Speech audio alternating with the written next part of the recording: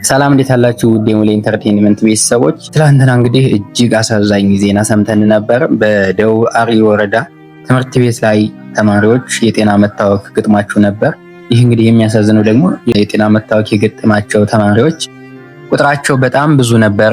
ከ200 እና እዛ በላይ የሚሆኑ ተማሪዎች ናቸውና እንግዲህ ይህ ሁሉ ተማሪ የተበከለበት ደግሞ በማያሳዝን ሁኔታ በአንድ ኦሬንጅ ጁስ አማካኝነት ነው። ይህ ኦሬንጅ ጁስም አንዲት ተማሪ ከሱቅ ገዝታ መጣ። በቀጥታ ሁሉም እንዲዳረሱ ወይም ደግሞ በችግሩ ሰለባ እንዲሆኑ ሆኗልና ይህ ችግር ወይም ደግሞ የዚህ ችግር መነሻ ሰበቡ ምንድነው? ኦሬንጅ ጁሱ ምን ስለሆነ ነው ይህን ሁሉ ተማሪ ያሳመም የቻለው የሚለውን አንድ ባንድ እንወያይበታለን።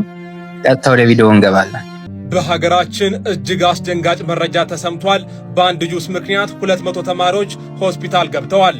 በአሪ ዞን ደቡብ አሪ ወረዳ መጸር መጀመሪያ ደረጃ ትምህርት ቤት ከአካባቢው ሱቅ የተገዛን ኦሬንጅ ጁስ የጠጡና ያሸተቱ ቁጥራቸው ወደ 200 የሚጠጉ ተማሪዎች ራሳቸውን ስተው ወድቀዋል ተብሏል። በደቡብ አሪ ወረዳ መጸር ትምህርት ቤት በደረሰው ይህንን ድንገተኛ የጤና መታወክ ዙሪያ የጋዘር መጀመሪያ ደረጃ ሆስፒታል አስቸኳይ መግለጫ አውጥቷል። ራሳቸውን ስተው ሲያስመልሳቸው የነበሩ ወደ 200 የሚጠጉ ተማሪዎች የድንገተኛ ሕክምና እርዳታ እየተደረገላቸው ሲሆን እስካሁን የህይወት ማጣት አደጋ አልገጠመም ብሏል። አብዛኞቹም በጥሩ ሁኔታ ላይ የሚገኙ ሲሆን አንዲት ጽኑ ታካሚ ተማሪም ለተሻለ ክትትል ወደ ጂንካ ሆስፒታል ተልካለች ብሏል። የህመሙ መነሻ ከጁስ ዱቄት ወይም ከሌላ ጋር የተያዘ መሆኑን ለማረጋገጥ የላብራቶሪ ምርመራ እየተካሄደ ነው ብሏል። ስለ ጉዳዩም ትላላችሁ ተጨማሪ መረጃ ፎሎ ማድረጋችሁ እንዳረሱ። በአንድ ትምህርት ቤት ውስጥ እንግዲህ በአጭር ጊዜ ውስጥ በሚያሳዝን ሁኔታ ወደ 200 የሚጠጉ ተማሪዎች በኦሬንጅ ጁስ ምክንያት የጤና ችግር ማጋጠሙ ተሰምቷል። እንግዲህ ይህ ሊሆን የቻለበት ምክንያት ምንድነው? ተማሪዎቹ የጠጡት ኦሬንጅ ጁስ ምን ሊሆን ይችላል የሚሉትን በአንድ በጥልቀት የምናይ ይሆናል ማለት ነው። እንደዚህ አይነት ድንገተኛና ሰፊ ጉዳት የሚያስከትሉ ክስተቶች በተለምዶ የሚከሰቱት ከዚህ በታች በመዘረዝራቸው ምክንያቶች ሊሆን ይችላል ማለት ነው። አንደኛው የምግብ መመረዝ ነው። ባክቴሪያል ወይም ኬሚካል ኮንታሚኔሽን የምንለው ማለት ነው። ጁሱ የተመረተበት ወይም ደግሞ የታሸገበት ሁኔታ ንጽህናው የተጠበቀ ካልሆነ በውስጡ እንደ ሳልሞኔላ፣ ኢኮሊ ወይም ደግሞ ስታፋይሎኮስ ያሉ ባክቴሪያዎች ሊኖሩ ይችላሉ። በዚህ ምክንያት ምግቡ ወይም ደግሞ ጁሱ ተመርዞ ሊሆን ይችላል። ሁለተኛ ደግሞ ጁሱ ከማለቂያ ቀን ወይም ኤክስፓየር ዴቱ ያለፈ ሊሆን ይችላል። ኤክስፓየር ዴቱ ይቀመጥለታል። ከዛ ከኤክስፓየር ዴቱ ወይም ደግሞ ከማለቂያው ቀን አልፎ ሊሆን ይችላል። ኤክስፓየር ዳርጎ ሊሆን ይችላል። በተሳሳተ መንገድ የተከማቸ ወይም ደግሞ በኬሚካል የተበከለም ሊሆን ይችላል ማለት ነው። ሌላ ደግሞ የመርዛማ ንጥረ ነገር መኖር ወይም ቶክሲክ ኮንታሚኔሽን የምንለው በውስጡ ስላለም ሊሆን ይችላል። ጁሱ ከተመረተበት ቦታ ውጪ በማጓጓዝ ወይም በመሸጥ ሂደት ውስጥ በሆነ አጋጣሚ ለሰው ሰራሽ መርዛማ ኬሚካሎች ተጋልጦ ሊሆን ይችላል።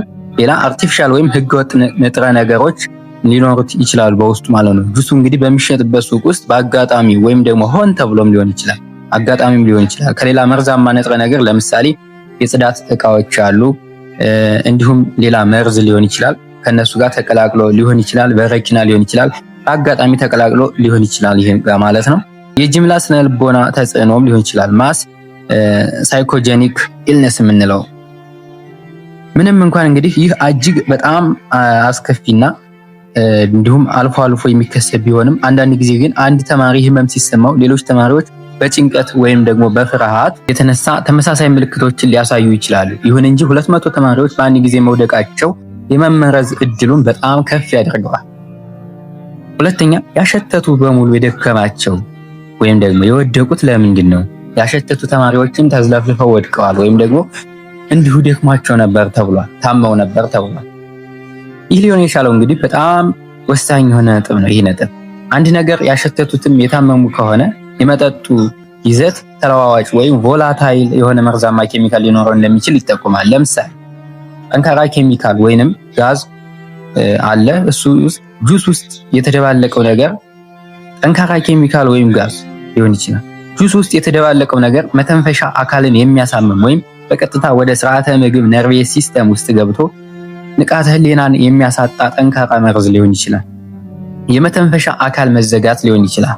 የመተንፈሻ አካል መዘጋት የኬሚካሉ ሽታ በአፍንጫ በኩል ወደ ሳምባና ወደ ደም ውስጥ በፍጥነት በመግባት ማዞር፣ መውደቅ ወይም ሰመመን ውስጥ መውደቅ ሊያመጣ ይችላል። ተመልካቾቻችን እንግዲህ ግንዛቤ ለመፍጠር የሚከተሉትን ነጥቦች በትኩረት ሊያዙ የሚገቡ ነጥቦች ናቸው። ከአሁን በኋላ እንግዲህ ተማሪዎችና ከትምህርት ቤት ውጭ የሚገዙትን ምግብም እንዲቆጣጠሩ ወላጆችን አደራ ለማለት እንወዳለን። የምግብ ደህንነት ምርመራው አስፈላጊ ነው።